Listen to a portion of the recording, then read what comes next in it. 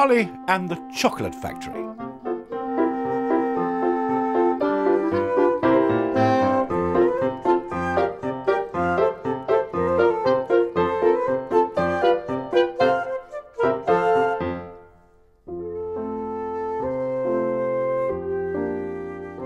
In a small wooden house on the edge of a great town, there was a big bed. And in this bed, there were 4 old people. You could always find them there because they were so tired and so old, they never got out of it.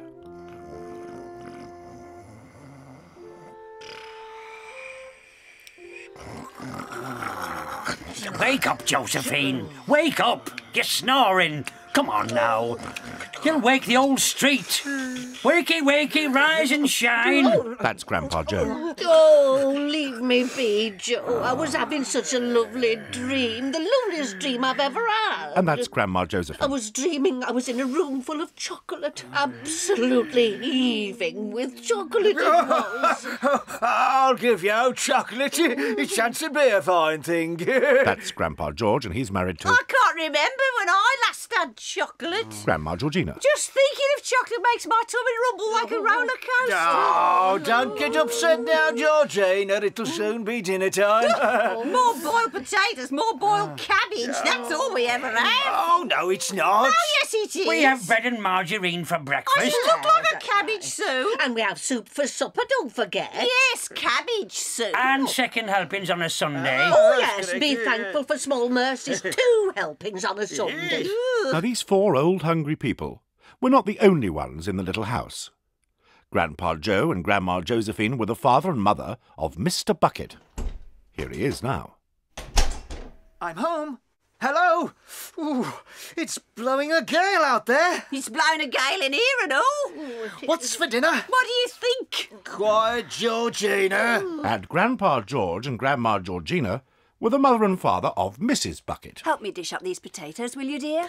No cabbage for Georgina. I never said I didn't want any. Come on, Chris. Didn't you? But there is still one person missing from this family, and that is Mr. and Mrs. Bucket's little boy. Ah, here he comes now. Hi, Mum. Hi, Dad. It's Charlie. Oh, God. Sit down here now. Come on, Give us a oh, dear. Look at the state, you know.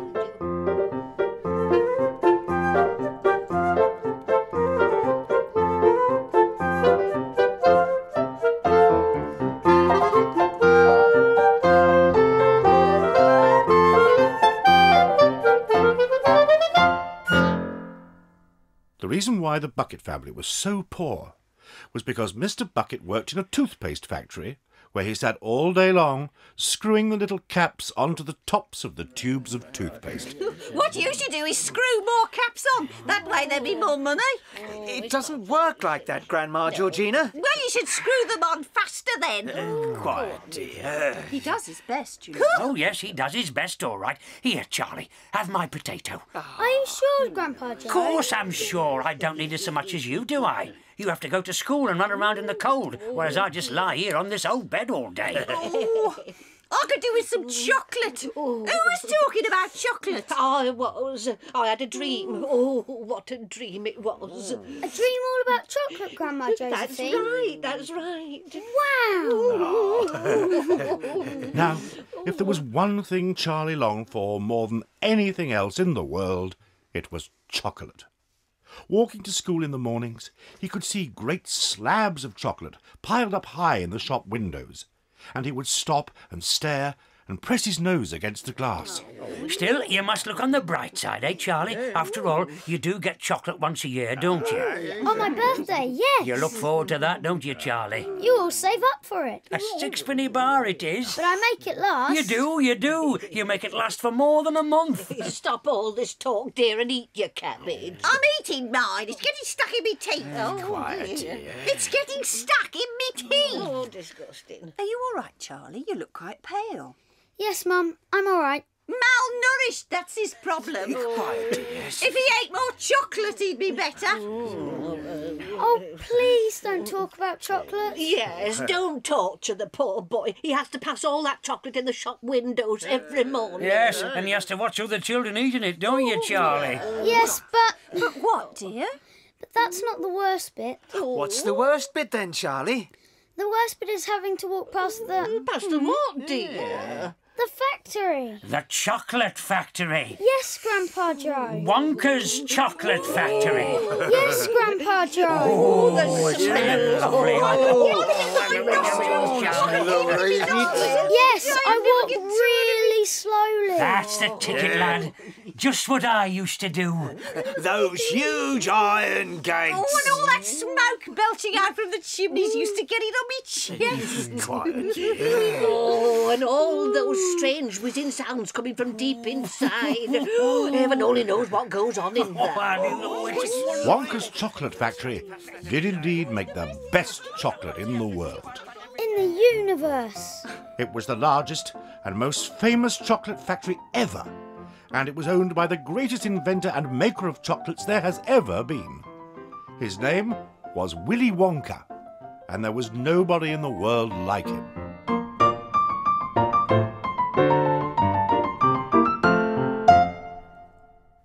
Grandpa Joe, Yes, lad? is it really true that Wonka's chocolate factory is the biggest in the world? And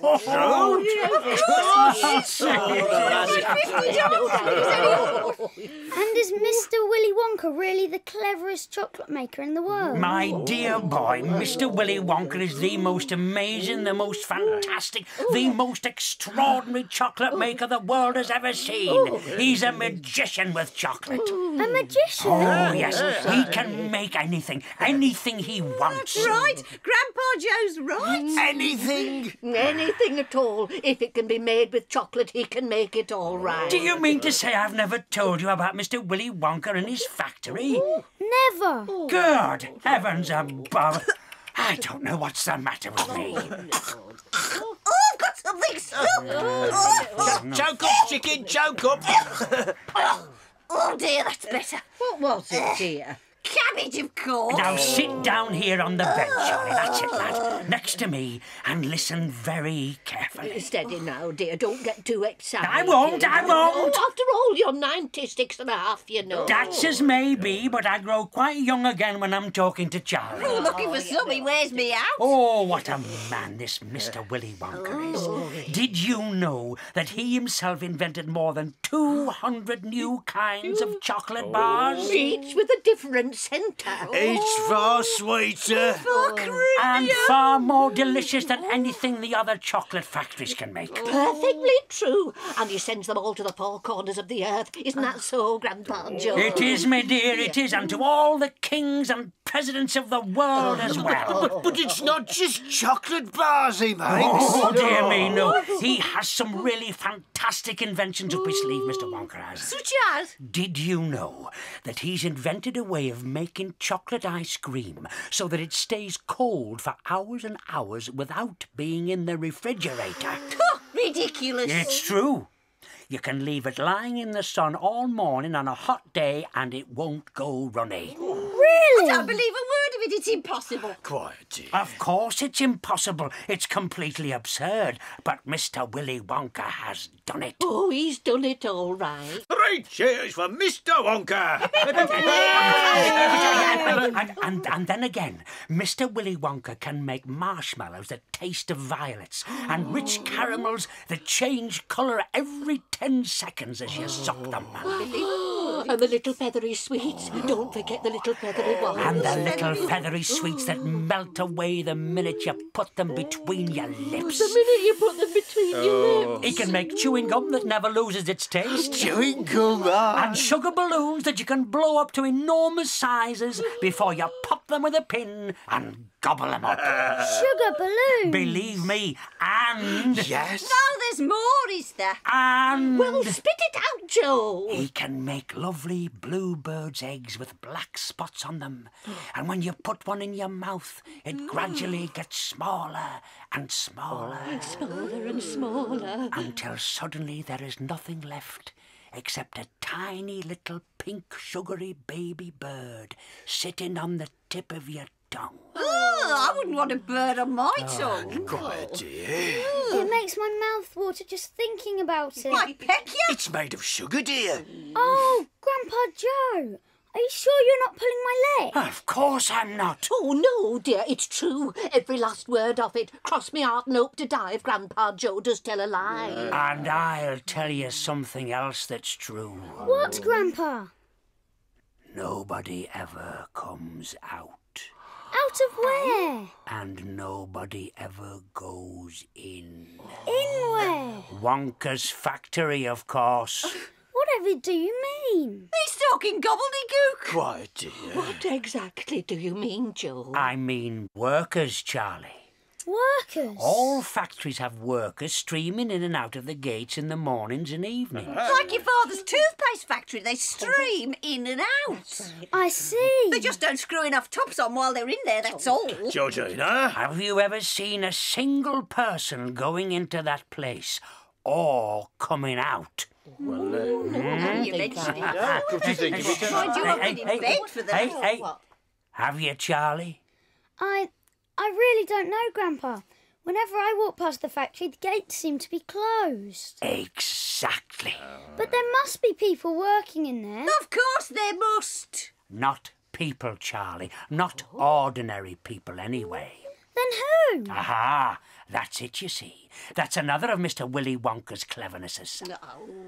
Charlie, dear. Oh, I think it's time for bed. It's time for bed. But, Mother, I must hear. Not tonight, dear.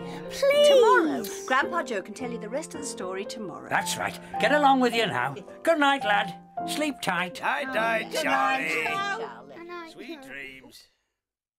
Tomorrow couldn't come quickly enough for Charlie. He could hardly wait to hear the rest of Grandpa Joe's story. He passed the famous Wonka chocolate factory, but today he didn't slow down. He ran and ran until he reached the little house, and he burst in through the door. You're right, Grandpa Joe. I'm sure you're right. Oh, your grandpa's always right, dear. Right about what exactly? About the workers. I didn't see any going in, and I didn't see any coming out. There you are. What did I tell you? But why? Well, not so very long ago, Charlie. Oh, here we go again. Not so very long No, he's ago, always there used to be thousands of people working in Mr. Willy Wonka's factory. Then one day, all of a sudden, Mr. Wonka had to ask every single one of them to leave, to go home and never to come back. But why? Because of spies. Spies? That's what your grandpa said, Charlie. Spies my elbows. Quiet, dear. All the other chocolate makers had begun to grow jealous of the wonderful things that Mr. Wonka was making, and they sent in spies to steal his secret recipes. Go on. The spies took jobs in his factory and found out exactly how things were made. And before long, whatchamacallers factory. Fickelgrubers. That's the one, Fickelgrubers. Fickelgrubers were making ice cream that would never melt, and Mr. Prodnose's factory It was making the chewing gum that never lost its flavour. and Slugworth's Oh, that's right, Slugworth. were making sugar balloons that you could blow up to huge sizes and pop them with a pin. Oh, Slugworth made 'em all And right. Mr. Willy Wonka tore his beard and shouted, "This is terrible! I shall be ruined! There are spies everywhere! I shall have to close the factory!" Oh, but he didn't, did he? Oh, yes, he did. He told all the workers that he was sorry, but they would have to go home. He shut those gates, didn't he, Joe? And fastened them with a chain. He did. Oh, aye. It were a sad day, that were. Wonka's chocolate factory, all silent and deserted. What happened to Mr. Willy Wonka himself? Disappeared, Charlie. He vanished. No one saw hide nor hair of him for months. Months and months. Then... Yes? Go on, tell him, Joe, tell him. Tell him. Shh. Then something astonishing happened. One day, early in the morning, as people were waiting at the bus stop outside the factory on their way to work and to school, something happened that made them all stop and stare. So I said to him, Fred, you can't go on like this, you know, you'll have a turn. Oh, I know. I said, you'll have a turn, and you know what Fred's turns are. Oh, I do. And do you know what he said? Do you know what he said? No, what he said then? He said, I'm going outside, I'm going down the Good heavens! What is it? Did you see what I see, lady? Smoke. Look, wispy white columns of smoke. Anyway, then he said, Vera, he said... Good grief, have you seen it? Have you seen it? It's my life. I've seen it all right. Smoke coming out of the chimneys of Wonka's chocolate factory. And I'll do what I like with it. Oh, I saved it. Wonka's factory? Well, I'll be blowed. So I said, Fred, I said... Someone's lit the furnaces. Oh, but the kids are still He chewing. must be opening up again. But there's no one inside. But there must be. The factory's working. Listen. And do you know what he You said? can hear the machine. You can hear the machines whirring. He never said that. Cross my heart note to Dahl. Wait a minute, yes. I got a whiff of it just then. Chocolate. Melting chocolate. Oh, yes. Look. What? There are shadows. Shadows at the windows. Can you see them? Small, dark shadows. Yes, but who are they? Who can they be? So I said, please yourself. The gates are locked. Nobody's gone in. It's crazy. You've made your bed, as the saying goes. Absolutely crazy. No, I'm lying it. Nonsense, yes. What I say, is that smoke coming out of Wonka's factory?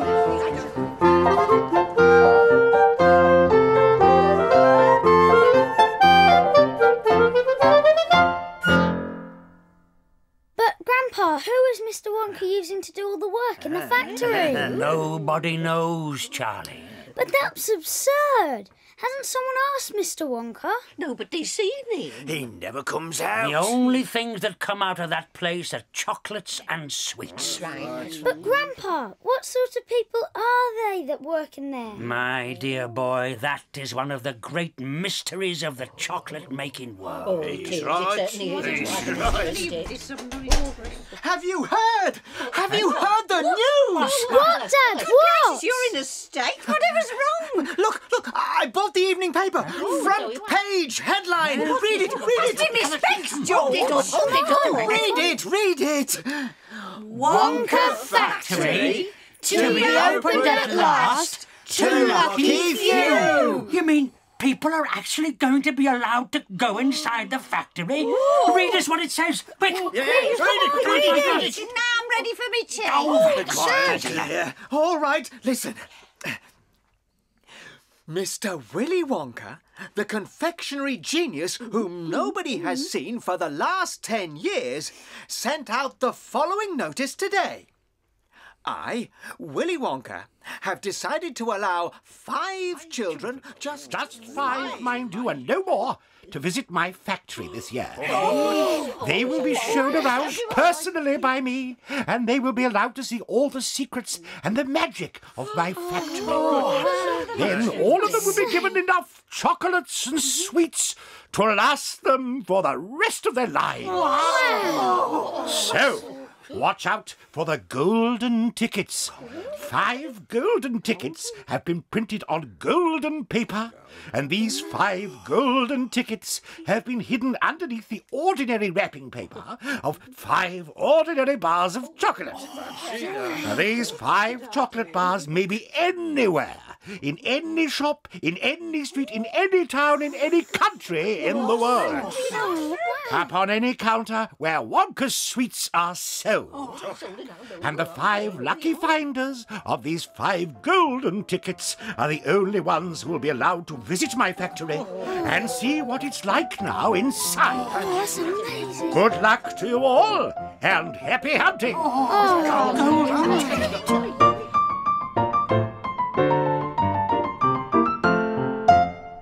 The man's dotted. He's brilliant. He's a magician. Just imagine what will happen now. the whole world will be searching for those golden tickets. Everyone will be buying Wonka's chocolate bars. He'll sell more than ever before. Oh, it's grand it is, right grand it is. It's making me feel hungry. How exciting it would be to find one. And all the chocolate bars and sweets that you could eat for the rest of your life. Free! They'd have to deliver them in a truck. It's wonderful. Where will they park a truck in our street, eh, George? Oh, wouldn't it be something, eh, Charlie? To open a bar of chocolate and find a golden ticket glistening inside. It would, Grandpa, it would. But there isn't any hope. No, you're right. No, don't there's no get hope. me Not excited. that's true. No, we'll only it's knock not him fair. down. I only get 1 bar a year. Well, you never know how you look. It's your birthday next week. You have as much chance as anyone else. I'm afraid that's not true. The kids who are going to find the golden tickets are the ones who can afford to buy bars of chocolate every day. Oh, it is. You're right. See, our Charlie gets only one a year. There isn't a hope. Mind you, Charlie. It's a nice note anyway, lassie.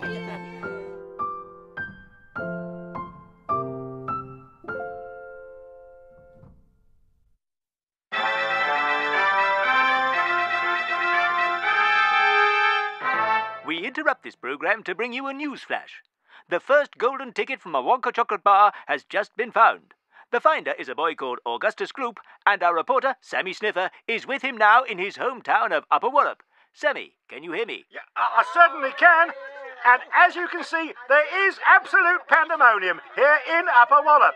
Flags are flying from all the windows, and the children have been given a holiday from school. The streets are packed with people hoping to catch sight of the winner, Augustus Gloop, and I believe a parade is being organised in his honour. Tell us some more about Augustus. Well, I hope the camera can get a shot of him in a moment for you. What I can tell you is that he's 9 years old, and his favourite hobby is eating.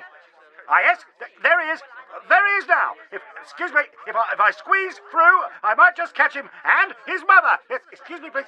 Madam, that's my foot. Yes, excuse me. Make way. Get up. Goodness me, just look at that boy. I've never seen a boy so fat that a great flabby folds of fat bulging out Oh, he's everywhere. got a face like a ball of dough. And all currantly little eyes. He looks to me as though he's been blown up with a pump. I'm glad we're not watching in colour. I think I'd be sick. Mrs. Gloop. Mrs. Gloop, excuse me. Can you just spare a moment, Mrs. Gloop? Oh!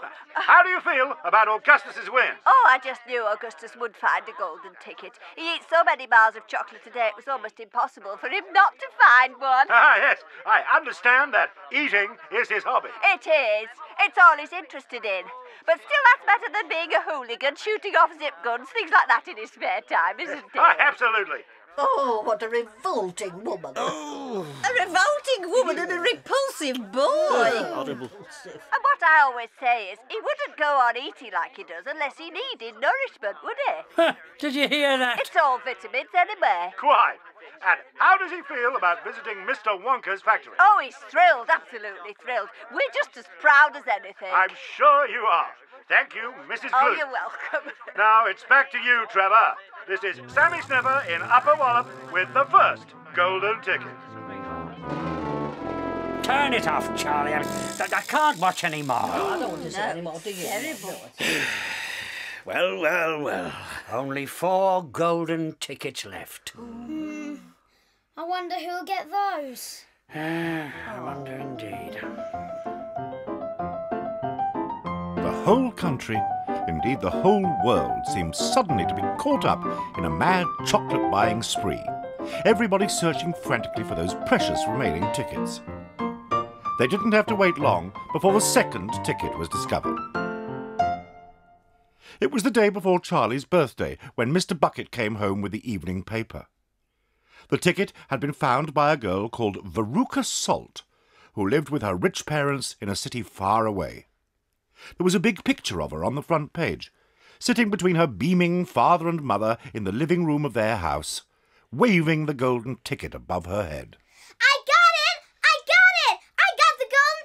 You sure did, sweetie. You see, as soon as my little girl told me that she simply had to have one of those golden tickets, I went into the town and I started buying up all the Wonka bars I could lay my hands on. He bought hundreds of them, didn't you, dear? I bought thousands, hundreds of thousands. He bought hundreds of thousands of them. Then I had them loaded onto my trucks and sent directly to my own factory. Straight to his own factory they went. I'm in the peanut business, you see, and I got 100 women working for me. 100 women? Can you imagine? Sitting shelling peanuts all day long. Just think what it does to your nails. Are you telling the story or mine? Oh, you are, dear. Go on. Go on. So I say to these girls, I say, okay, girls, from now on you can stop shelling peanuts and start shelling the wrappers off those chocolate bars instead. Isn't he wonderful? Thank you, dear. But we had no luck. 3 days went by and nothing. My little Veruca got more and more upset each day, and every time I went home she would scream at me. Wouldn't you, dear? dear. Yes, Daddy. How would you go? Where's my golden ticket? Where's my golden ticket? That's right, honey. So I hated to see her unhappy like that, so I vowed I would keep up the search.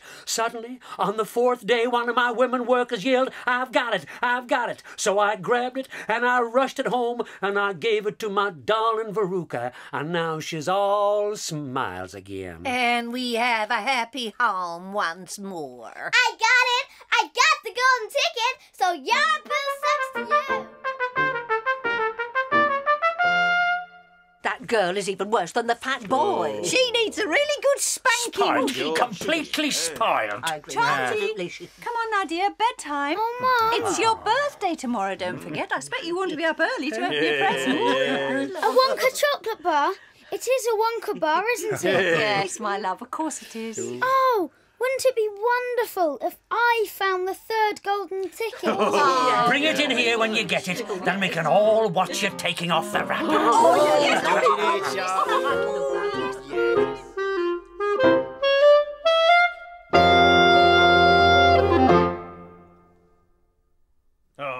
Happy birthday, Charlie! Well done, lad. Now sit down here, lad. Come on, sit down here on the edge of the bed. That's the ticket. The ticket? Has he got the ticket? No, dear. Shh. Now, No. what have you got there, I wonder? It's a Wonka's Whipple Scrumptious Fudge Mellow Delight. Goodness me, I love that one, boy. Oh, could you plump up my pillows? I can't see. There you are. Oh, now where are my specs? Oh, let him open it. You mustn't be disappointed, my darling, if you don't find what you're looking for underneath that wrapper. No, Mum. You can't really expect to be as lucky as all that. No, Mum. After all, in the whole world, there are only 3 tickets left to be found. Yes, Grandma. The thing to remember is... What, Grandma? The thing to remember is... Yeah. Now it's gone. The thing to remember is that you'll still have the bar of chocolate, whatever happens. That's exactly what I was going to say. I know. Whipple Scrumptious Fudge Mallow Delight is the best of them all. You will just love it. Just forget all about those golden tickets and enjoy the chocolate. Yes, Grandpa. They all knew that it was ridiculous to expect this one poor little bar of chocolate to have a magic ticket inside it. But there was something else they all knew. That, however small the chance might be of striking lucky, the chance was there. Very slowly, Charlie's fingers began to tear open one small corner of the wrapping paper. The old people in the bed all leaned forward, craning their scraggy necks. Then, suddenly, as though he couldn't bear it any longer, Charlie tore the wrapper right down the middle, and onto his lap there fell a light brown, creamy-coloured bar of chocolate. Well, that's that. It's just what we expected. Here, Mum, have a bit. Oh, certainly not. We'll share it. I want everybody to taste it. Certainly not. No, Charlie. Come on. Time for school. We can't have you being late, even if it is your birthday. Oh, God.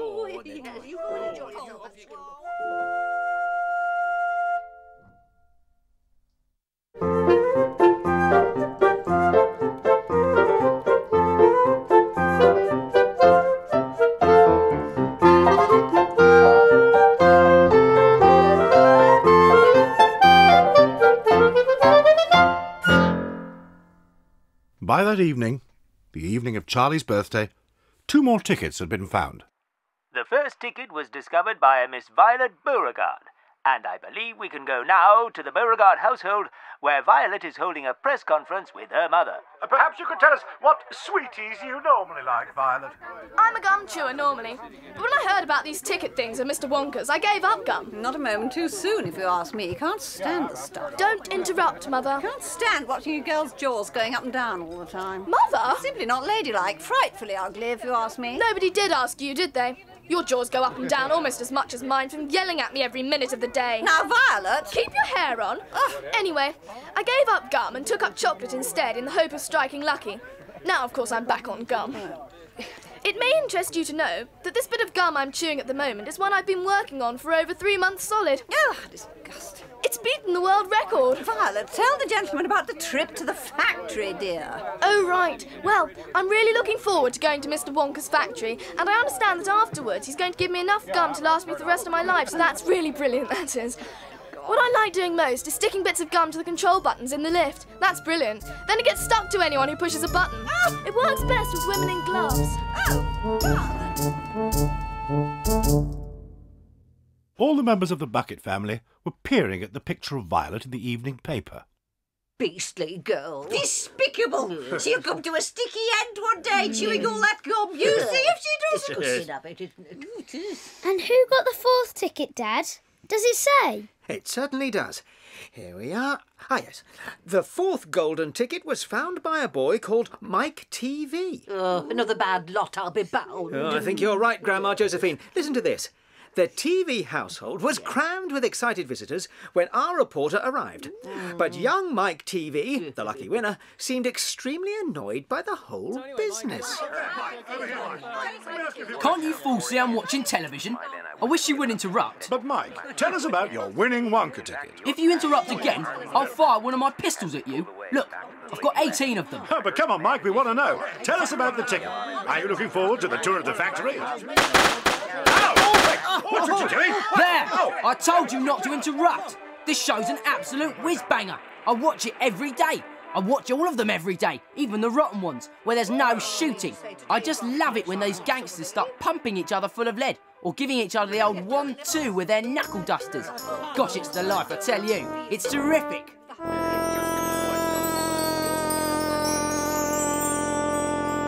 That's quite enough. I can't bear to listen to it. Another brat! Another brat winning! Oh, I can't bear And now there's only one ticket left. Quite so. And just as sure as I'll be having cabbage soup for supper, that ticket will go to some nasty little beast who doesn't deserve it. The weather turned very cold. First came the snow, and then a freezing gale that blew for days and days without stopping. The four old ones lay silent and huddled in their bed, trying to keep the cold out of their bones. The excitements over the golden ticket had long been forgotten. The meals became even thinner because the toothpaste factory where Mr. Bucket worked had had to close down. The only way he earned a few pennies was by shoveling snow in the streets. Slowly but surely, everybody in the house began to starve. That child has got to have more food. We're too old to bother with, but a growing boy. What can we do? He refuses to take any of ours. Oh, he's a fine little fellow. Oh, he deserves a spot of luck, he does. Oh, don't drop the blanket, George. I'm freezing. Then, one afternoon, walking back home with the icy wind in his face, his eye was caught suddenly by something lying in the gutter. What's that? Looks like silver. It is silver. Caw! It's a 50p piece. Could he have it? Was it his? Carefully, he pulled it out from under the snow. It was damp and dirty, but otherwise perfect. Wow! A whole 50p piece. Automatically, Charlie turned and began moving towards the nearest shop. It was one that sells almost everything, including sweets and cigars. I'm going to buy a luscious bar of chocolate and eat it all up, every last bit of it. Then I'll take the rest of the money home and they can all have something to eat.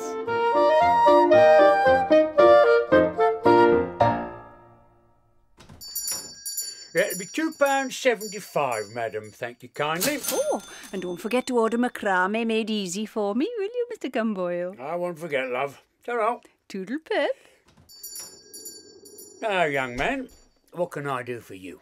One Wonka's Whipple Scrumptious Fudge Mellow Delight, please. One Whipple Scrumptious, there you go. Thanks. I say, you're in a hurry to eat that, son? It's delicious. It's yummy. It's the best thing I've ever tasted. You look half-starved. Take it easy or it'll give you a tummy ache. Don't forget your change. It's there on the counter. Right, thanks. Oh, afternoon, Mrs. Crouchbottom. Hello, Mr. Gumboil. It's Parky out there. Excuse me. Yes? I I think I'll have just one more of those chocolate bars. Oh, how like a boy. They never know when to stop. Too true, Mrs. Grouchbottom, too true. Same as before, Sonny. Yes, please. There you go. Get the wrapper off that one. I'll have me paper and a quarter of licorice comforts, if you don't mind. A quarter? Oh, and chuck in a Wonka bar for good measure, if it's all the same to you. Right you are. Thank you. Oh, no, I don't believe it. What's the matter? Whatever's the matter? You've gone white as a sheet. He scoffed that chocolate, that's his problem. It's a golden ticket. A golden ticket? Yes. A Wonka bar golden ticket? Yes. Oh, my Lord! Oh. Come on in here! I'm gobsmacked. There's a boy got a golden ticket! Soon the shop was full of people pushing their way towards Charlie. Everybody wanted to get a look at the golden ticket. Where is it? There it is there. He's holding it in his hands. See, the gold's shining. How did he manage it? Search me, 20 bars a day I've been buying for weeks and weeks. Of course, I haven't told Albert. Think of all the free stuff he'll be getting. Albert would burst a blood vessel. He'll need it, the skinny little shrimp. Albert won't even do the lottery. Listen, my son. Who are you? Oh, don't you worry about who I am. Just worry about what I can do for you. Now, I'll buy it off you. 50 quid. How's about that, eh? Hey? No, I don't think so. Quite right, boy. Tell you what, I'll give you a new bike as well. Are you crazy? Why, I'd give him £200 for that ticket. That's quite enough of that. Now you leave the kid alone. Make way there. Let him out. Don't you let anybody have it. Take it straight home, quickly, before you lose it. Run all the way, and don't stop till you get there. Understand? I understand, Mr. Gumbel. You know something? I have a feeling you needed a break like this. I'm awfully glad you got it. Good luck to you, sonny. Thank you, Mr. Gumbel. I'll be seeing you soon. Bye, boy.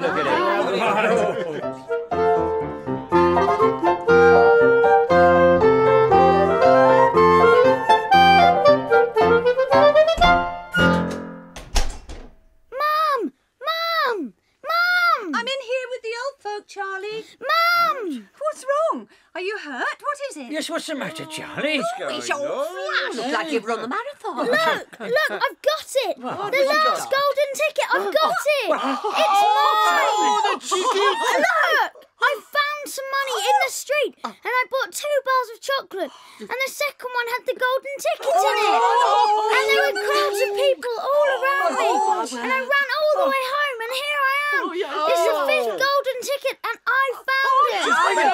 Are you pulling our leg, Charlie? No, look, Grandpa Joe, look. Shall we give it here? Yippee!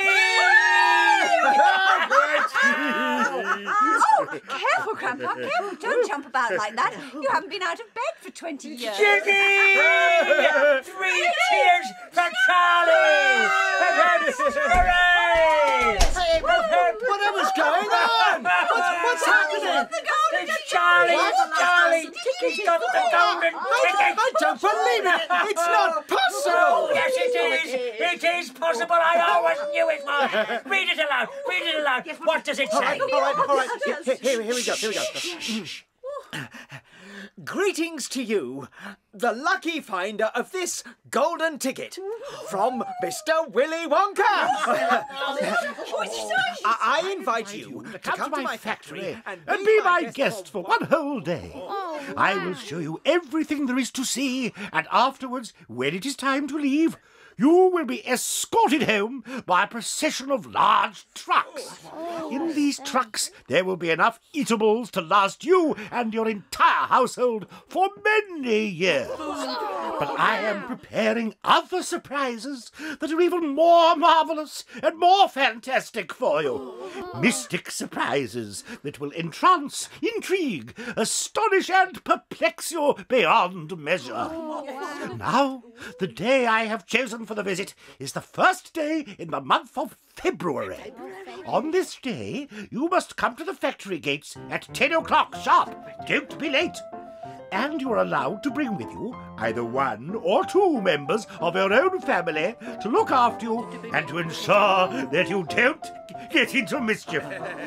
Be certain to have this ticket with you, or you will not be admitted. Signed, Willy Wonka.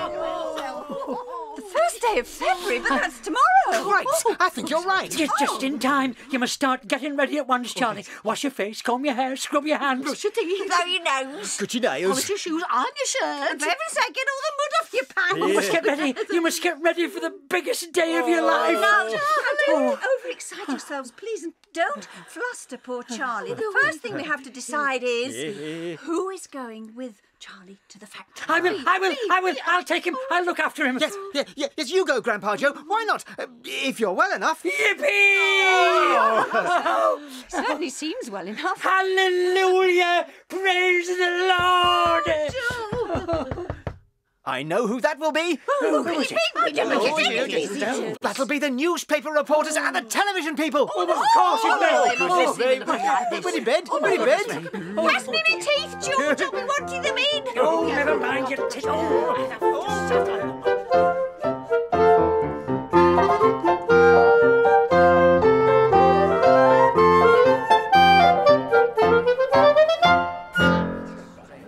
Who's the big fat boy? That's Augustus Gloop. That's how it is. Fantastic! He's the kid with the Lone Ranger stenciled on his windshield. Oh, that's my Teavee. He's the television feed. He must be crazy. Look at all those toy pistols he's got hanging all over him. Look, there's Violet Beauregarde. I remember her face from the newspaper. And you know what?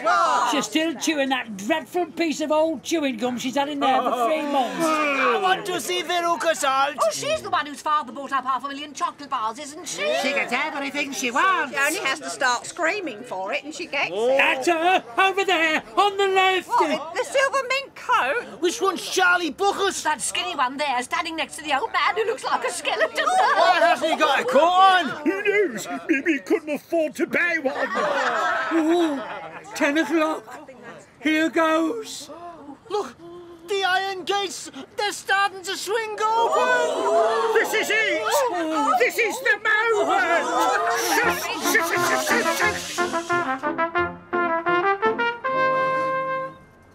There he is! That's him! That's Willy Wonka!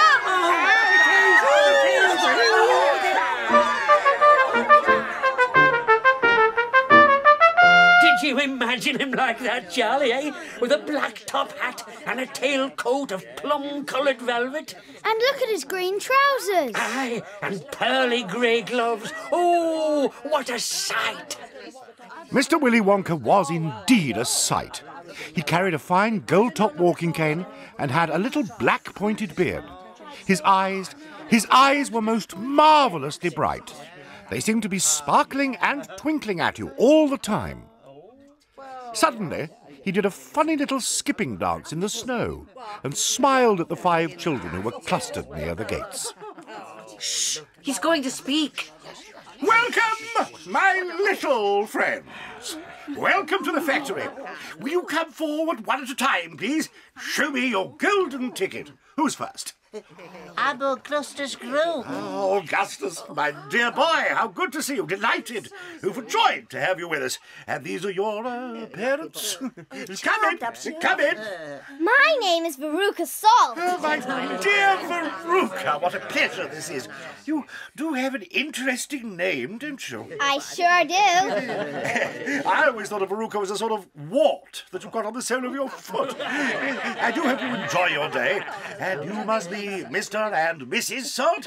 Yes, the ticket is quite in order. Go in. Oh, they are lucky, aren't they? Violet Beauregarde and Mike Teavee were both greeted in a similar fashion by Willy Wonka, and last of all, a small, nervous voice could be heard. I'm Charlie Bucket. Charlie? Well. So there you are. You're the one who found your ticket only yesterday. And who's this? My Grandpa Joe. Your grandfather. Oh, splendid. Come on in. Our tour is about to begin. But do keep together. Please don't wander off by yourselves. I shouldn't like to lose any of you at this stage of the proceedings.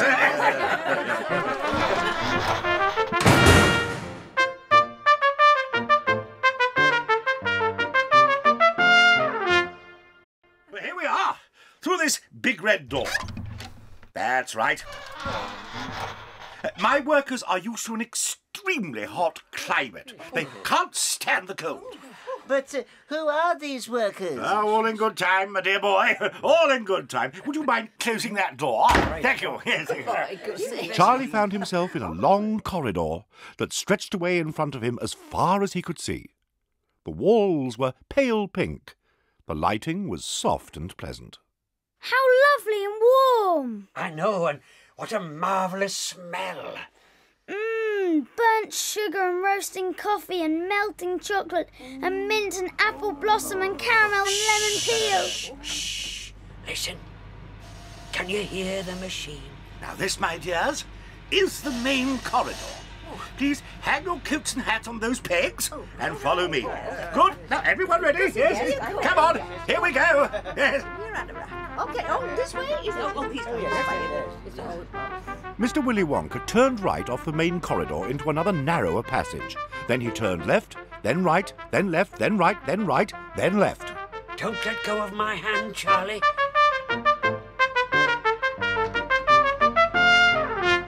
We are now going underground.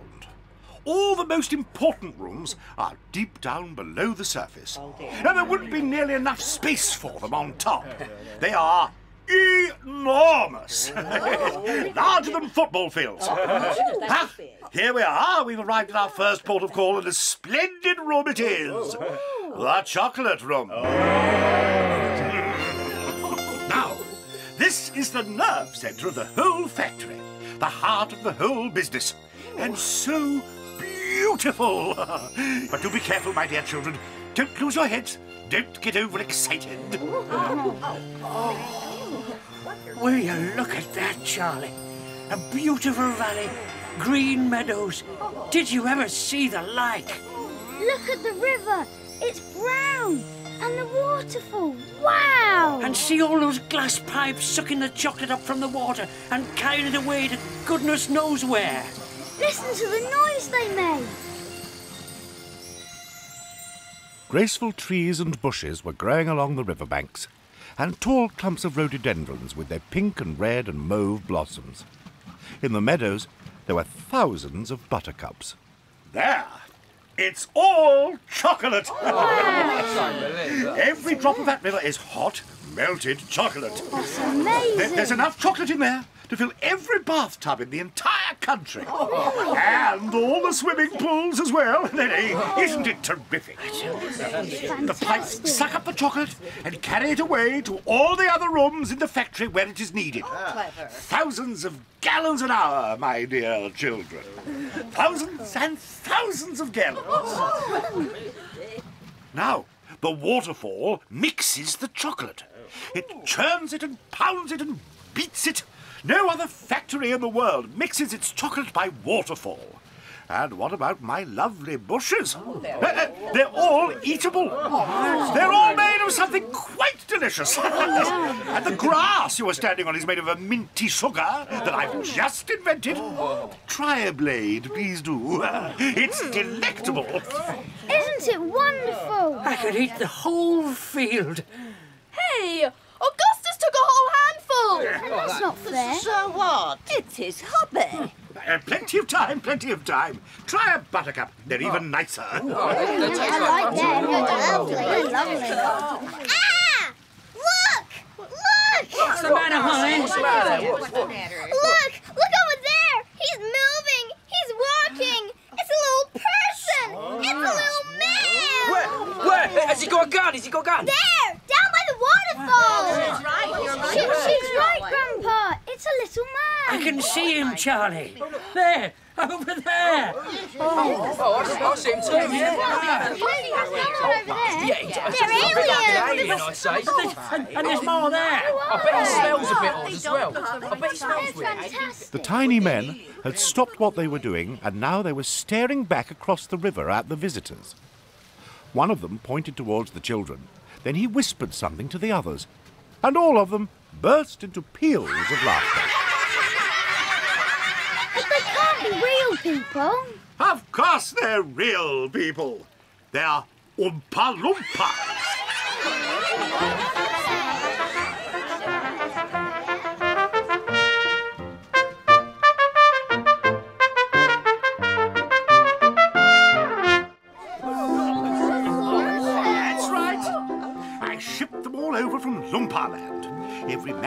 dominant child in the Oompa Loompa tribe. There's no such place. Excuse me, Mr. my dear Wonka, lady, but... I'm a teacher of geography. Then you'll know all about what a terrible country it is. They all speak English now. They love music and dancing. I expect you'll hear a good deal of singing today from time to time. But whatever are they wearing? Have you seen what they're wearing, Harry? Look, Caroline, it's too upsetting. Oh, they still wear the same as they wore in the jungle. You can see for yourselves that the men wear only deer skins. Most unappealing, if you ask me. I didn't. And the women wear leaves. Fresh leaves every day. Well, that's something, I suppose. And the children wear nothing at all. Oh, no. sanitary. Daddy! What is it, sweetie? I want an Oompa Loompa. I want one. Get me an Oompa Loompa. Well, I'll see what I can do, honey. I want an Oompa Loompa, and I want it now. Well, Veruca, we mustn't interrupt Mr. Wonka. The Oompa Loompas are quite happy here, thank you. Yeah. We wouldn't want to go with her. What is it, anyway? A girl? Get me it now, Daddy. Get me an Oompa Loompa. All right, Veruca, all right, but I can get it for you this second. Now, please be patient. Maybe I don't want to be patient. Augustus, sweetheart, I don't think you better do that. Look, Grandpa Joe. Augustus is down by the riverbank, scooping hot melted chocolates into his mouth as fast as he can. No. Augustus, please, I beg of you not to do that. My chocolate must be untouched by human hands. Augustus, didn't you hear what the man said? Come away from that river at once. Oh, this stuff is fabulous. Gosh, I need a bucket to drink it properly. Augustus? Oh, you call him Nigel. Augustus? Good grief, he's lapping it up like a dog. Augustus, you'll be giving that nasty cold of yours to about 1 million people all over the country. No, be careful. You're leaning out too far. Augustus! Help! Help! Help! I'm drowned! Oh, save him, he'll drown! He can't swim the yard! Save him! Good heavens, woman, I'm not climbing in there. I've Nigel, got a suit on. Oh, help! Fish me out! Don't just stand there, Nigel! Do something! I am doing something. I'm taking my jacket But off. he's being sucked towards the pipes. He's going into one of those big pipes. Oh, no! Augustus, come back at once! Oh, it's a wonder to me how that pipe is big enough for him to go through it. He isn't. Look, he's slowing down. So he is. He's going to stick. I think you're right. He has stuck. Oh, It's his stomach that's done it. He's blocked the whole pipe. Smash the pipe! Augustus, come out of there at once! Look at all that chocolate building up behind him. The pressure must be enormous. Something will have to give. Oh, he's disappeared! He's shot up like a bullet! Quick, call the fire brigade! Keep calm, keep calm. There's no danger, my dear lady. Augustus has gone on a little journey, that's all. He'll come out just fine.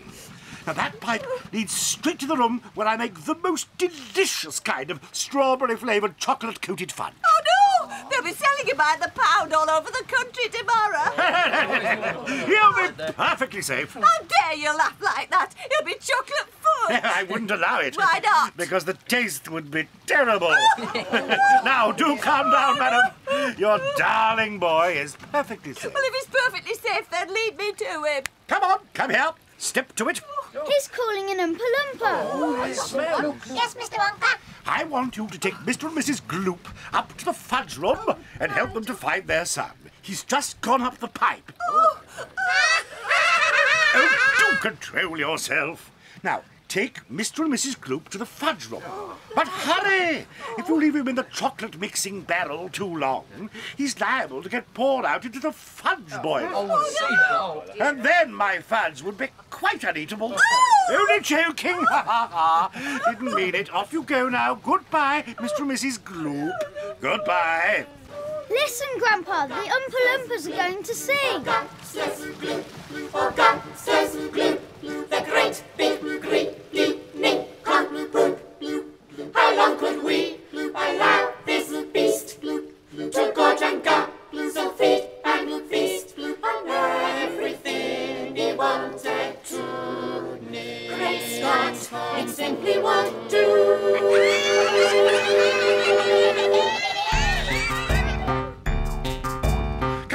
on, they cried. The time is ripe to set him shooting up the pipe. He has to go, it has to be, and very soon he's going to see, inside the room to which he's gone, some funny things are going on.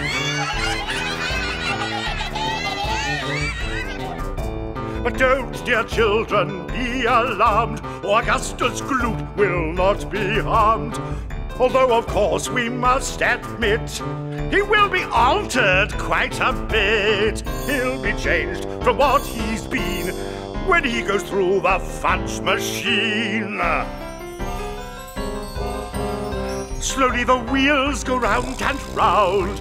The cogs begin to grind and pound. 100 knives go slice, slice, slice. We add some sugar, cream and spice. We boil him for a minute more, until we're absolutely sure that all the greed and all the gall is boiled away for once and all. And out he comes, and now, by grace, a miracle has taken place.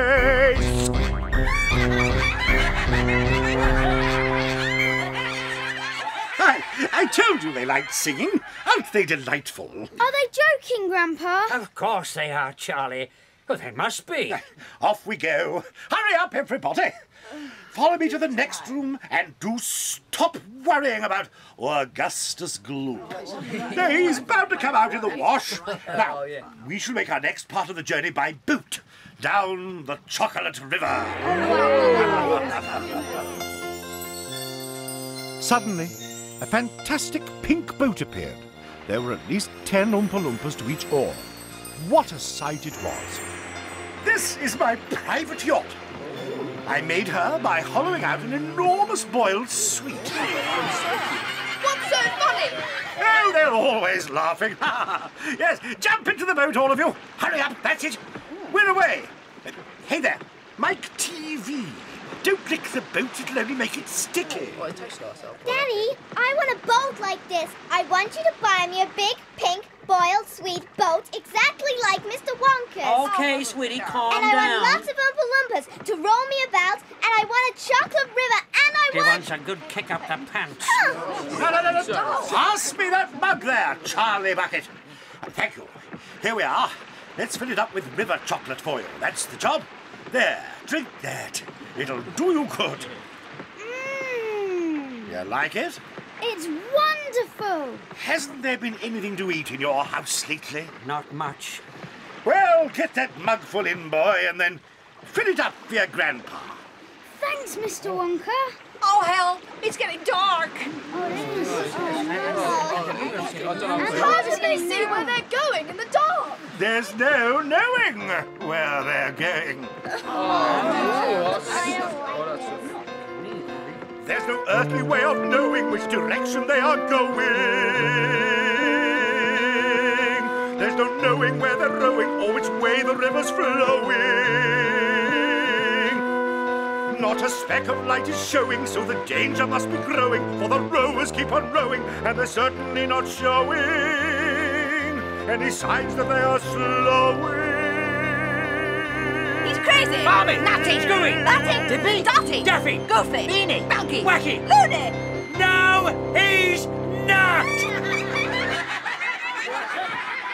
Switch on the lights. We're in a gigantic pipe. Oh, Charlie, whoever thought we'd be whizzing through a white tunnel in a pink boat on a chocolate river? Look, Grandpa. There's a door in the wall. Storeroom number 54, it says. That's it. Storeroom 54, all the creams. Row on, row on. Storeroom number 71. Storeroom number 71 is whips, all shapes and sizes. Whips? Whatever do you use whips for? For whipping cream, of course. Row on, row on. Storeroom number 77. All the beans, press onward. Ah, here we are, my favourite room of all. Stop the boat. This is the most important room in the entire factory. Is it really? That's why. It is the inventing room.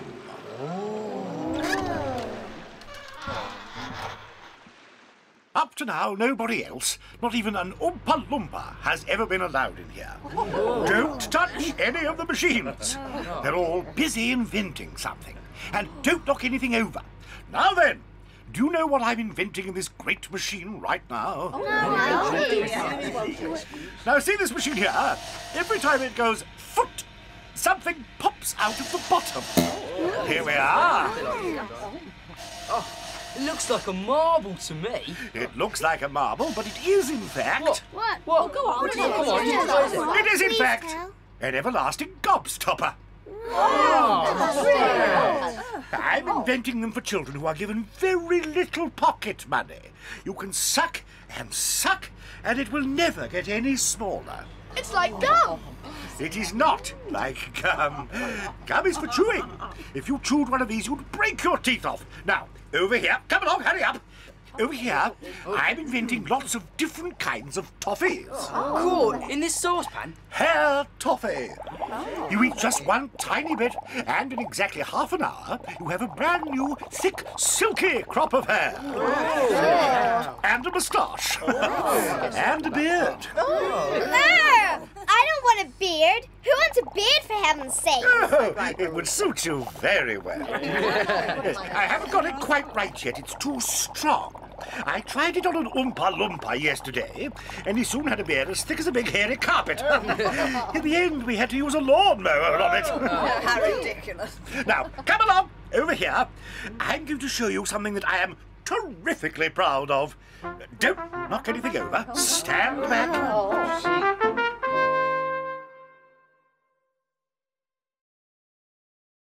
Wow, Grandpa! What a machine! Never seen so many glass tubes in my life. Ah! It's steaming! And look! Runny stuff is pouring all down the tubes! It's all different colours! Whatever is it, Harry? I don't know, Carolina, and I don't much care. Watch! It'll all froth up and splash into this tub here. Then I press this button, and it whizzes. Oh my God! It's turning colour! Watch! Now it's sucking. Just be patient, all of you. Now then, I'm going to open this tiny drawer here and show you the magical thing that I've just made. There!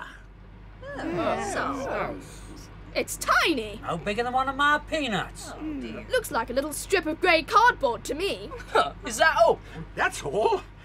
Don't you know what it is? No. Oh! By gum! It's gum! It's gum! It's a stick of chewing gum! Right you are! It doesn't look... This fabulous, sensational gum is my greatest invention.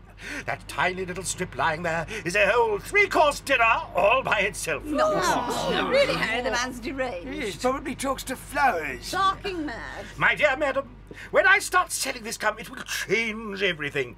There'll be no more shopping, no buying of meat and groceries, but I like no shopping. plates, no washing up.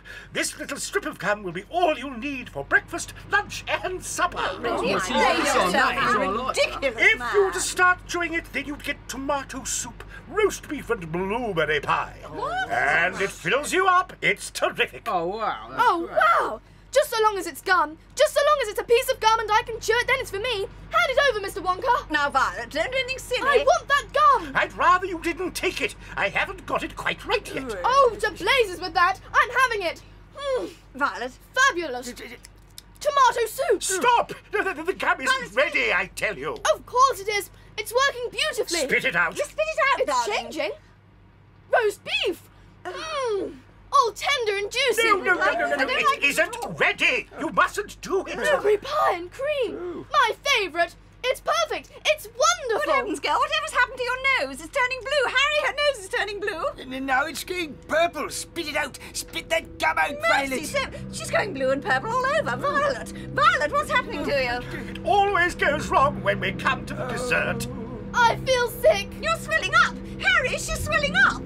I feel most peculiar. You look peculiar, all right. Great heavens, girl, you're blowing up like a balloon. Call a doctor. Prick her with a pin. Prick her with a pin. I haven't got a pin. It was an idea. Save her, save her. Oompa Loompas, come here. Roll Miss Violet into the boat and take her along to the juicing room. The juicing room? We've got to squeeze the juice out of her immediately.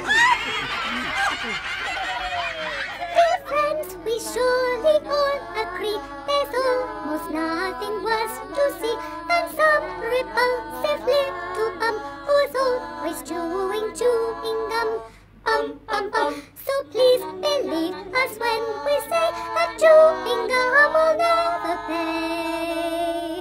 The sticky hand is bound to send the chewer to a sticky end.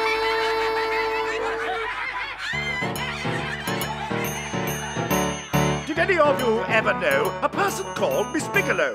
This dreadful woman saw no wrong in chewing all day long.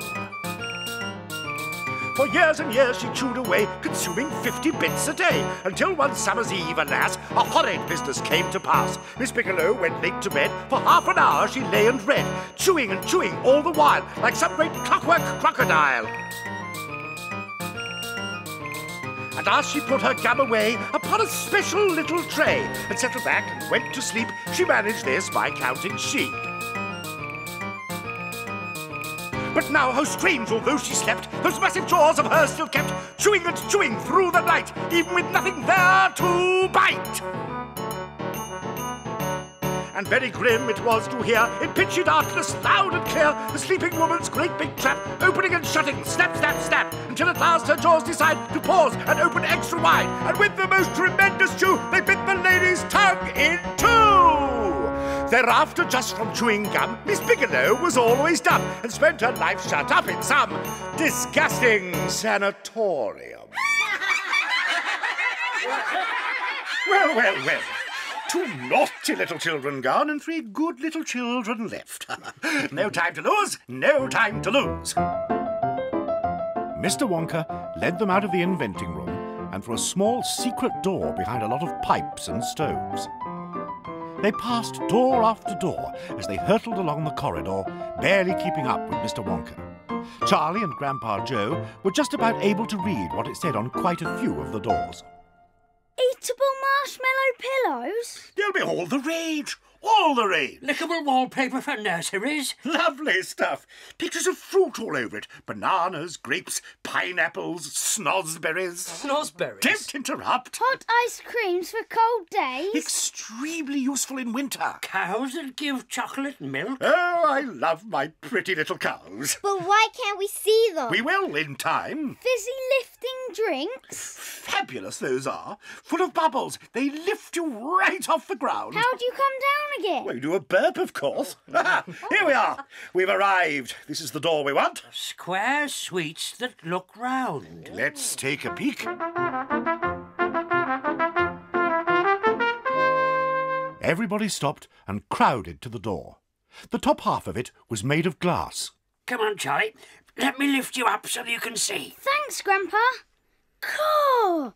There are rows and rows of white, square-shaped sweets on a long table. What else? They all have little faces painted on them and... Yes. And there are Oompa Loompas painting more faces on more sweets. Oh, there you are. Square sweets that look round. They don't look round to me. They look square. Well, they are square. But you said they were round. I said they looked round. But they don't look round. They look square. They look round. They most certainly do not. Veruca, darling, pay no attention to Mr. Wonka. He's lying to you. My dear old fish. Go and boil your head. How dare you speak to me like that? Did you hear that, Al? Did you hear what this man told me to do? Yeah, I heard, sweetheart. How dare you speak to my wife like that? Shut up, the pair of you, and watch this. See this key? Now, watch me unlock the door, like so. Fling it open, like so. What do you see? My word. Wow. Heavens! All of the little square sweets have turned to face us. They're staring at us. There you are. They're looking round. There's no argument about it. They are square sweets that look round. Come on. On we go. We mustn't dawdle.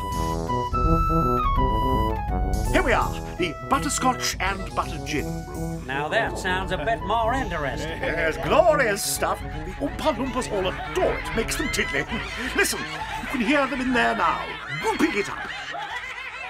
They're drunk as lords. Come along, on we go, this way. He turned left. He turned right. They came to a long flight of stairs. Mr. Wonka slid down the banisters. The 3 children did the same. But the grown-ups were getting very out of breath. Go slower. Impossible. We should never get there in time if I did. Get where? Never you mind. You just wait and see. Where?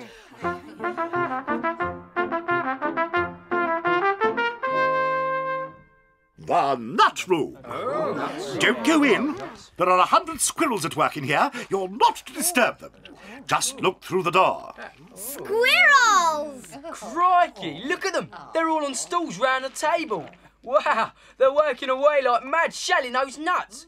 Why use squirrels, though? Why not Oompa Loompas? Because Oompa Loompas can't get walnuts out of their shells in one piece. Squirrels can.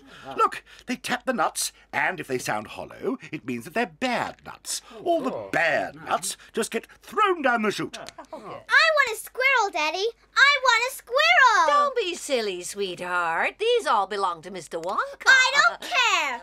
I want one and I want one now.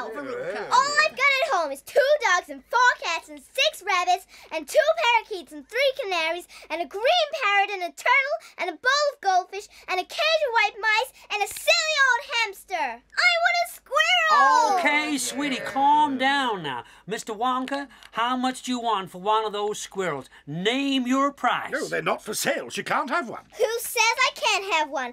I'm going in there to get myself one this very minute. Don't! Come back, Veruca. You heard what the man said. Wow, look at you all. You're so cute. Now, who do I pick? I'll have you. She reached out to grab the squirrel, but suddenly, like a flash of brown lightning, every single squirrel around the table took a flying leap towards her and landed on her body. Help! Get off! 25 of them caught hold of her right arm. Let go of my arm! 25 more caught hold of her left arm. Let go, I say! 25 caught hold of her right leg and anchored it to the ground. Help! Leave off! And 24 caught hold of her left leg. Save me! The one remaining squirrel climbed up on her shoulder and started tapping the wretched girl's head with its knuckles. Save me! Save her! What are they doing to her? They're testing her to see if she's a bad nut. Oh, no, they're dragging her across the floor. Oh, my goodness. She is a bad nut after all. Oh! Her head must have sounded quite hollow. Ah! Help! Whoa! Where are they taking her? She's going where all the bad nuts go. Down the rubbish chute. Oh, my. She is, too. She's going down the chute.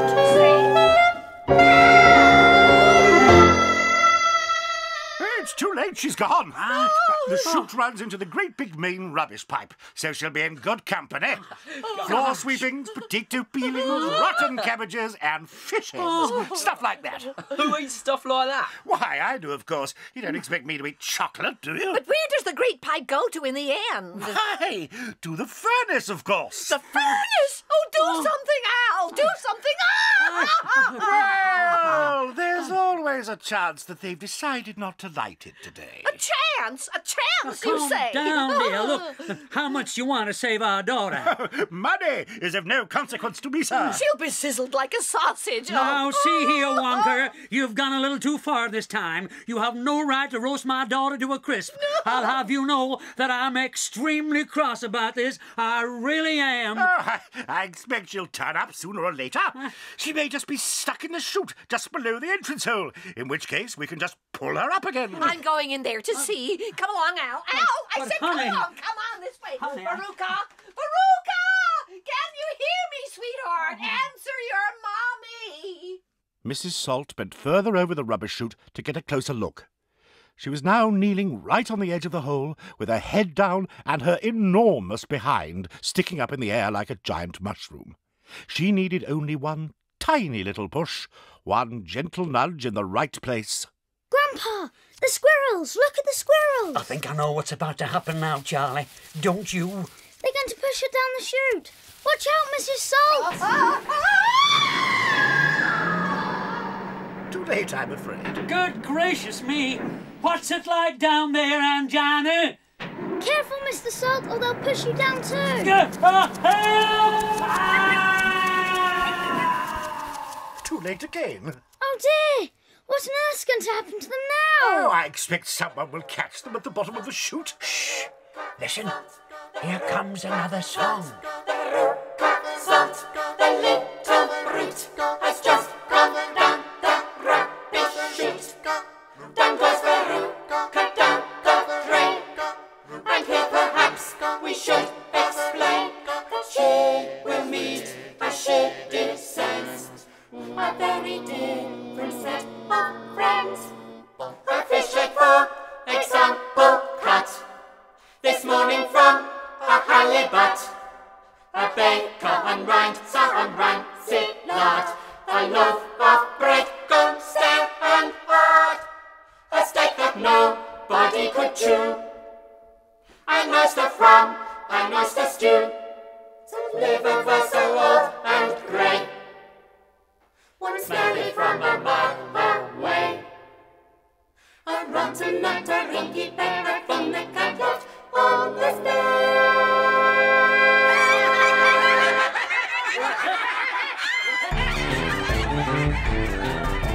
But now, my dears, we think you might be wondering, is it really right that every single bit of blame and all the scolding and the shame should fall upon Veruca Salt? Is she the only one at fault? For though she's spoiled and dreadfully so, a girl can't spoil herself, you know. Who spoiled her then? Ah, who indeed? Who pandered to her every need? Who turned her into such a brat? Who are the culprits? Who did that? Alas, you needn't look so far to find out who these sinners are. They are, and this is very sad, her loving parents, Mom and Dad.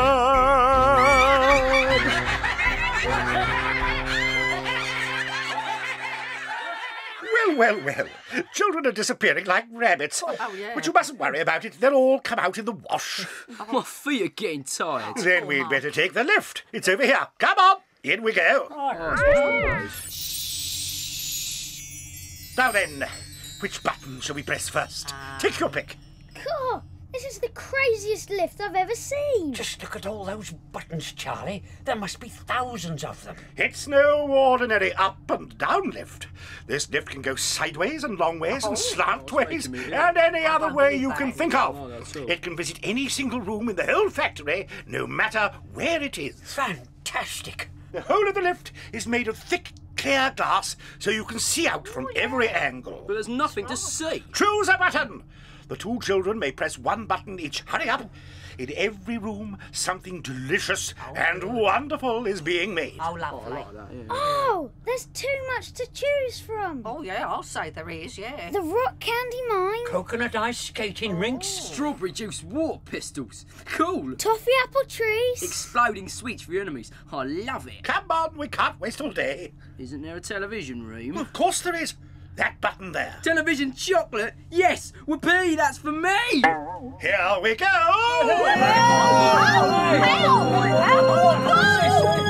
Don't make a fuss, Mum! Take my hand, madam! Now grab this strap! The journey's not over yet! Hang on, girl! Hang on! The lift rushed on at the speed of a rocket. It was shooting up and up and up on a steep, slanty course. Suddenly, it dropped like a stone, and Charlie felt his tummy coming right up into his throat. Oh, my. Oh, I don't like it. I don't like it now. Yippee! Here we go! Oh, the rope has broken. We're going to crash. Calm yourself, my dear lady. It's like being on a roller coaster. I'm going to be sick. Oh, please don't be. Try and stop me. Oh, well.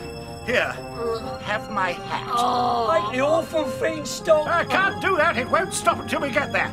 I just hope no one's using the other lift. What other lift? The one that goes down. Holy mackerel. You mean we might have a collision? I've always been lucky so far. Now I am going to be sick. Here we are. We've arrived. Some ride. Now, you're all to be very careful in this room. There is dangerous stuff around in here, and you must not tamper with it.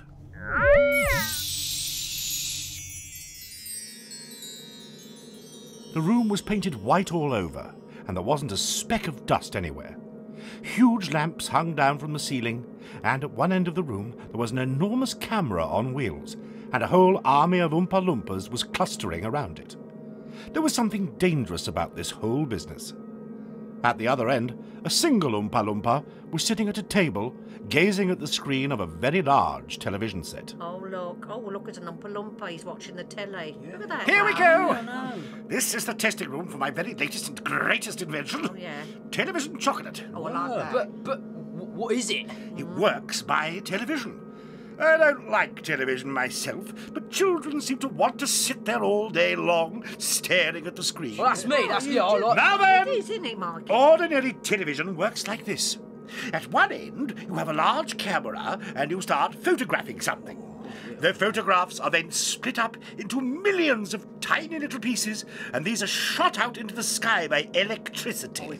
They go whizzing around until they hit the antenna on the roof of somebody's house. Then they go down the wire that leads into the back of the television set, and the photograph appears on the screen. That isn't exactly how it works. Be quiet! Now then, I wondered whether I could do the same with a bar of chocolate, as these people had done with a photograph. Why can't I send a real bar of chocolate whizzing through the air in tiny pieces, and then put it together again at the other end? No, that's impossible. Watch this! Bring in the chocolate.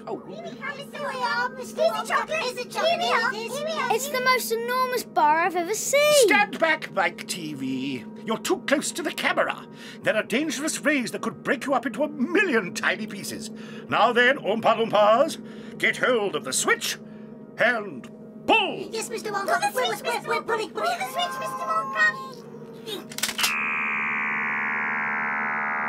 It's on its way. It's rushing through the air above our heads. Oh. Watch the screen.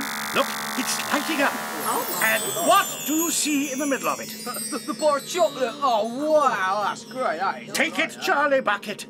Just put out your hand and grab it. Wow! Eat it. Go on and eat it. Oh, this is something else. Just imagine. You'll be sitting at home watching television, and suddenly a commercial will flash onto the screen and a voice will say, "Eat Wonka's chocolates. They're the best in the world. If you don't believe us, try one for yourself. Now." Terrific. It'll change the world. Hey, could you send a real live person from one place to another in the same way? Good heavens, child. I really don't know. I suppose it could. Yes, I wouldn't like to risk it. Wait, I'm going to have a go. No. Yes, I'm going to be the first person in the world to be sent by television. Mike, stop. Come back. I'll see you later, alligator. Now, where's the switch? Now, here we are. Here goes. Whoa. He's gone. He's gone. Mike, where are you? Great heavens, he has gone and all. We shall have to hope for the best. But where is he? Whizzing round above our heads in a million tiny pieces. Just watch the television set. He'll come through soon. Taken a heck of a long time. I don't wish to alarm you, but sometimes only half the little pieces find their way into the television set. Let's hope it's the top half. Hold everything. Watch the screen. Something's happening. Here he comes. That's him, all right. Is he all in one piece? I'm not sure. Yes, I believe he is. Look, he's waving. But he's a midget. Mike, are you all right? Are there any bits of you missing? Isn't he going to get any bigger? Talk to me, Mike. Hi, Dad. Look at me. I'm the first person ever to be sent by television. Grab him. Mrs. Teavee, grab him quick. Got him. There, he's unharmed. He's shrunk. Of course he has. What did you expect? What are we going to do? We can't send him back to school like this. No. He'll get trodden on. He'll get squashed. He won't be able to do anything. Oh, yes, I will. I'll still be able to watch television. Never. I'm throwing the television set right out of the window. Yes. I've had enough of television.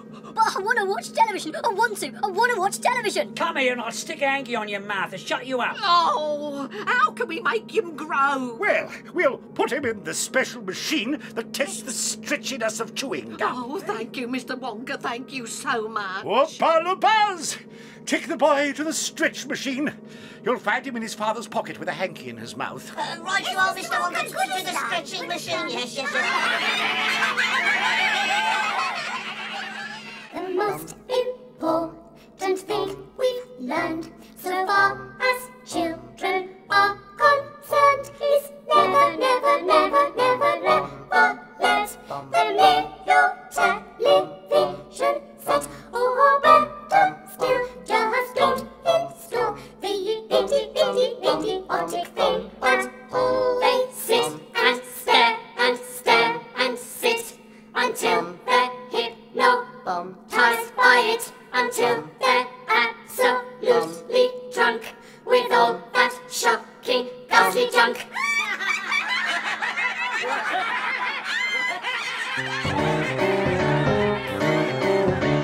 All right, you cry, all right, you'll say, but if we take the set away, what shall we do to entertain our darling children? Please explain.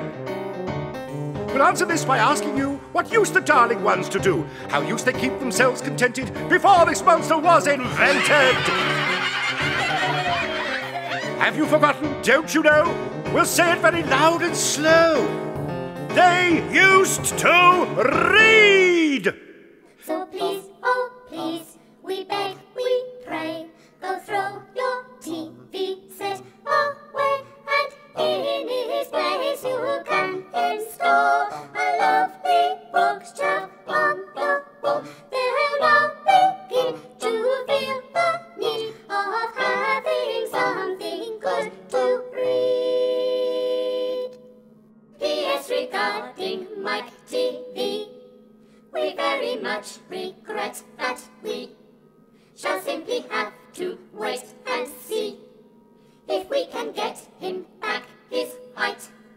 But if we can't, it serves him right.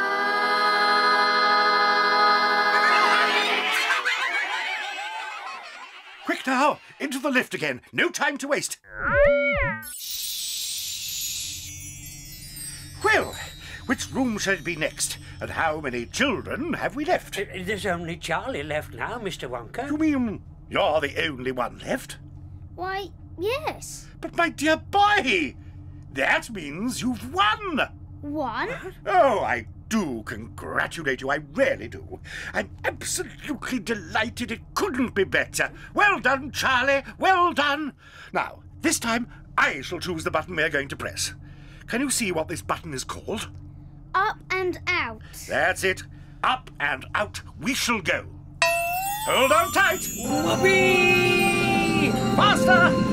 Faster, or we'll never get through. Through what? Wait and see. Oh, I've been longing to press this button for years, and I couldn't bear the thought of making a great big hole in the roof of the factory. Here we go, boys! Up and out! Oh, it's the end! We're done for! No, we're not! We're out! We're flying through the sky like a rocket! Oh, this is everything I hoped it would be. Oh, the lift's gone mad! How does it stay up? Sugar power! Look down through the glass floor. What can you see? The other children. Veruca and Violet and Augustus. That's right. They're going home. But where's my TV? Oh, he'll be along soon. Can you see the trucks? Don't forget that each child gets a lifetime supply of sweets. There they go. They're each getting into a truck with their parents. Augustus is a different shape since going through that pipe, but he's all right, really. Oh, look! And Violet! Still purple, but at least they've managed to de-juice her. And look at the salts. They're all covered in rubbish. How about that? That's brilliant. And here comes Mike TV. Goodness, he's about 10 feet tall and as thin as a wire. Every basketball team in the country will be after him, I'll be bound. But now, Charlie, I have something very important to talk to you about. See that chocolate factory of mine down there? Yes, Mr. Wonka. How I love it. I love it too, Mr. Wonka. I am very pleased to hear you say that, Charlie. Why? Because, you see, I have decided to make you a present of the whole place. What? As soon as you are old enough to run it, the entire factory will become yours. You mean you're giving it to him?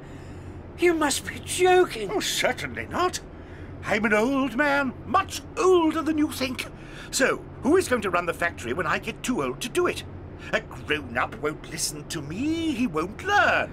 So, I have to have a child, a good, sensible, loving child, to whom I can tell all my most precious sweet-making secrets. So that's why you sent out all those golden tickets? Absolutely. And the one I liked best at the end of the day would be the winner. I don't believe it. Oh, Mr. Wonka, thank you so much. Come along. Time to go and fetch the rest of the family. Can you see your little house down there? Yes, I can. Yes. Well, we're going to go right in through the roof to fetch them. Wow, through the roof.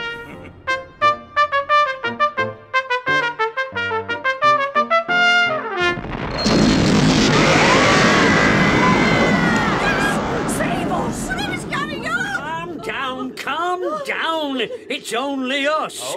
Mum, listen. Just listen to what's happened. Oh, heavens, look at our house. Our house is in ruins. I should say it is. How dare you crash in on us like that? Quiet, dear. It really doesn't matter. It's jolly well done. Please don't interrupt. Quiet, dear. Mustn't any of you worry about the house. Not worry.